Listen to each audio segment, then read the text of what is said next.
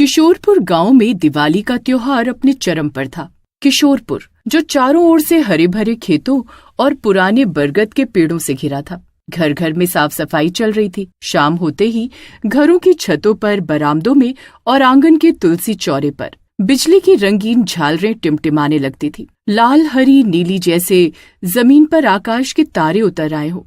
उसी गांव में मीना अपनी माँ के साथ रहती थी। मीना की माँ पूजा गांव में छोटे मोटे सिलाई के काम से घर चलाती थी। पिछले कुछ महीनों से काम कम था और घर चलाना मुश्किल हो रहा था। देखो माँ, गोलू के पापा ने उसे कितने सारे अनार दिलाए हैं, एकदम नए वाले। मीना ने अपनी माँ की साड़ी खींचते हुए कहा जब वे दोनों गांव के इकलौते बाजार की ओर जा रहे थे। पूजा ने एक लंबी गहरी सांस ली। वो अपने हाथ में थामे कपड़े के झोले को कसकर पकड़ रही थी, जिसमें दिवाली के लिए जरूरी दाल, चावल, एक नई साड़ी का टुकड़ा और कुछ दियों के पैसे थे।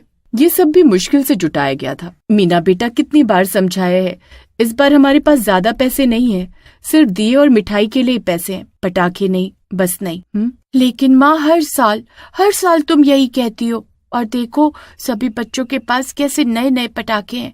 मेरे पास तो बस एक छोटी सी फुलझड़ी है जो अगले साल की बची हुई है। मुझे भी बस एक आतिश अनार और रॉकेट दिला दो ना, एक बड़ा वाला। मीना ने मिन्नत भरे स्वर में कहा। उसकी आंखें नम हो गईं। मीना, मैंने कहा ना पैसे नहीं है। क्या तुम्हें नहीं पता कितनी महंगाई बढ़ गई है? आटा, चीनी, तेल, सब चीजों के दाम आसमान छू रहे हैं। दिवाली का सामान लेना मुश्किल हो रहा है और तुम्हें हर बार पटाखे ही चाहिए होते हैं। दिवाली आने से पहले ही तुम्हें पटाखों की रट लग जाती है। अब अगर तुमने पटाखे का एक भी शब्द मुंह से निकाला ना तो मैं तुमसे बात नहीं करूंगी। माँ की ये धमकी मीना के लिए किसी सजा से कम नहीं थी।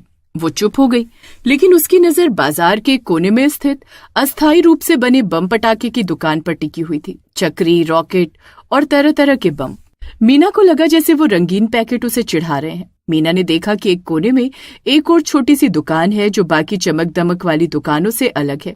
ये दुकान एक पुरानी और टूटी फूटी मेज पर लगाई गई थी। वहाँ एक बहुत ही अजीब सी बुढ़िया बैठी थी, जिसके कपड़े मैले थे और वो एक काले रंग के पटाखे को छू रही थी। पूजा कुछ सामान ले रही थी। मीना उसी दुकान को एकटक देख रही थी। बेटा, कुछ लेना है?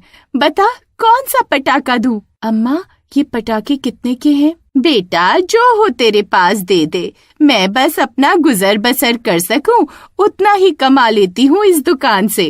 पर मेरे पास तो एक भी रुपए नहीं है। अरे दुखी मत हो, बता कौन सा चाहिए तुझे? नहीं, ऐसे मैं नहीं लूंगी, माँ गुस्सा करेंगी मुझ पर। अरे अम्मा कह रही है मुझे, अम्मा की तरफ से दिवाली का तोहफा समझ कर ले ले। अम्मा ने उसे एक अनार बम, फुलझड़ी, रॉकेट और कुछ पटाखे दे दिए। मीना बहुत खुश हो गई। इतने में पूजा ने उसे आवाज दी, मीना झटपट अपनी माँ के पास गई, पर भीड़ भाड़ में पूजा ने मीना के हाथ में पटाखे की पन्नी पर ध्यान नहीं दिया। घर आते आते शाम ढल चुकी थी।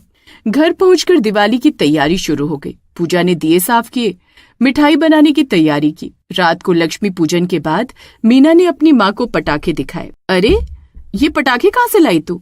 ये बाजार में अम्मा ने दिए मुझे, मुफ्त में। पर तूने लिए क्यों? तुझे समझाया था ना मैंने। मीना ने माँ को सारी बात बताई। अब माँ जाने दो ना, चलो ना बम फोड़ते हैं। वो दोनों बम फोड़ने लगते हैं कि तभी एक धमाका होता है। अरे, ये कैसी आवाज है? माँ, इन पटाखों से ये कैसी आवाजें आ रही हैं? और ये क्या? मीना और पूजा समझ ही नहीं पाए कि जब तक आसमान में ढेर सारी चुड़ैलें प्रकट हो गईं। पूरे आसमान में चुड़ैलों के हंसने की आवाजें आने लगी। अब इस गांव में हमारा राज होगा। माँ, ये इतनी सारी चुड़ैल, ये क्या हो रहा है? मुझे कुछ समझ नहीं आ रहा। ये इन पटाखों की चिंगारी से पैदा हो रही हैं। तभी दूसरी ओर से सविता भी भागते हुए जा रही थी। अरे सविता, कहाँ भाग रही हो? हमारी गली में ढेरों चुड़ैल प्रकट हो गई हैं। ऊपर देखो, यहाँ भी यही हाल है। चुड़ैल ऊपर उड़ते उड़ते लोगों के घरों में घुस रही थी और उनके घर की मिठाई, पकवान सब खा रही थी। तो चलो मेरे साथ, मैं बाबा रामलाल के पास जा रही हूँ। ऐसे ही और भी लोग भागते हुए बाबा के पास जा पहुँचे। दूसरी ओर चुड़ैल ने पूरे गांव में हाहाकार मचा दिया। ये देखो खीर पूड़ी, वाह मजा आ गया आज तो। इधर दूसरी चुड़ैल मिठाइयों पर टूट पड़ी। अरे कितनी स्वादिष्ट मिठाई है, लड्डू, पेड़े, बर्फी, रसगुल्ला, वाह। दोनों हाथों से कुछ चुड़ैल भर भर कर मिठाई खाने लगी। कुछ ने खाई तो कुछ ने यहाँ वहाँ गिराई। लोगों के घरों का बुरा हाल इधर पूजा, सविता और भी गांव वाले बाबा रामलाल के पास मंदिर में पहुंचे और उन्हें अपनी व्यथा सुनाई। बाबा तुरंत उनके साथ चल दिए। तुम चुड़ैलों को मैं आखिरी बार चेतावनी देता हूँ, खुद ही शांत हो जाओ, वरना मैं तुम्हारा बुरा हश्र करूंगा। चुड़ैल जोर जोर से हंसने लगी और आतंक मचाना बंद नहीं किया। बाबा रामलाल ने अपने लोटे से गंगा जल की एक तेज धार हवा में छिड़क दी। पानी की कुछ बूंदें चुड़ैल को छूते ही कुछ भयानक चुड़ैल भस्म हो गई। नहीं, ये मेरा जादू कैसे खत्म हो रहा है? दैनिका कोई और नहीं, वही बूढ़ी अम्मा थी, बम पटाखे बेचने वाली। ये सब उसी का किया धरा था, गांव वालों से अपनी बेइज्जती का बदला लेने के लिए। ये साधारण पानी नहीं है दुष्ट, यह पवित्र गंगा जल है, जिसे इस धरती के लाखों दियों की शक्ति मिली है। तेरी आग नफरत और लालच की है और हमारी आग आस्था और प्रेम की है। कहते हुए बाबा रामलाल ने कुछ और बूंदें घरों पर मारी, जिससे जिन जिन पर गंगा जल की बूंदें पड़ती गईं, वो चुड़ैल भस्म होती चली गई। जो भी बम पटाखे इस चुड़ैल दैनिका की दुकान से लिए थे, उन्हें एक जगह इकट्ठा करो, उन्हें भस्म करना होगा, तभी नई चुड़ैल बनना बंद होगी।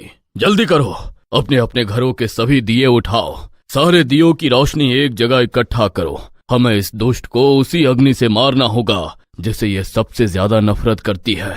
गांव के बाकी बचे लोग भी अपने घरों से मिट्टी के दिए जो घी या तेल से जल रहे थे लेकर मैदान की ओर भागे। दैनिका चुड़ैल ने देखा कि गांव वाले एकजुट हो रहे हैं और उसकी शक्ति कम हो रही है। तुम मुझे नहीं हरा सकते, मैं मौत की सौदागर हूँ, मैं तुम्हें राख कर दूंगी।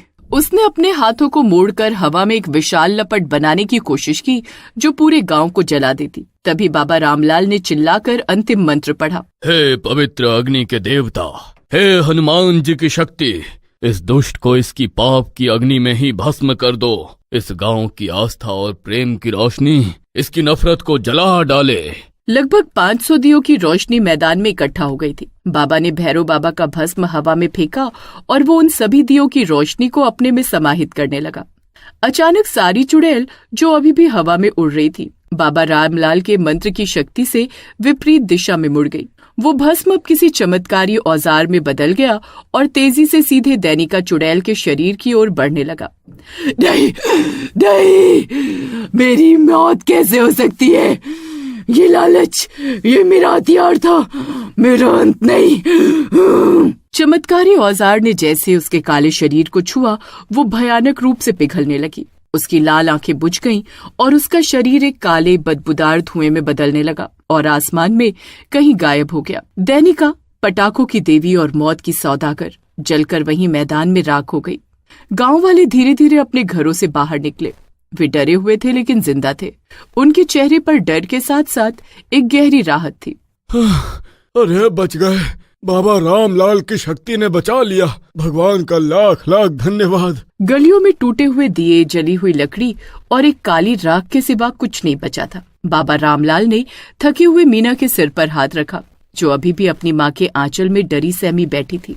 बेटी मीना, ये एक ऐसा सबक है जिसे तुम्हें कभी नहीं भूलना चाहिए। लालच और अहंकार इंसान को हमेशा गलत राह पे ले जाते हैं। तुम चाहती थी कि तुम अच्छे बम पटाखे जलाओ और इसी लालच ने तुम्हें चुड़ैल की जाल में फंसा दिया। एक चुड़ैल को अपने बंधन तोड़ने के लिए सिर्फ जादू की नहीं, बल्कि एक मासूम के जिद और लालच की भी जरूरत होती है।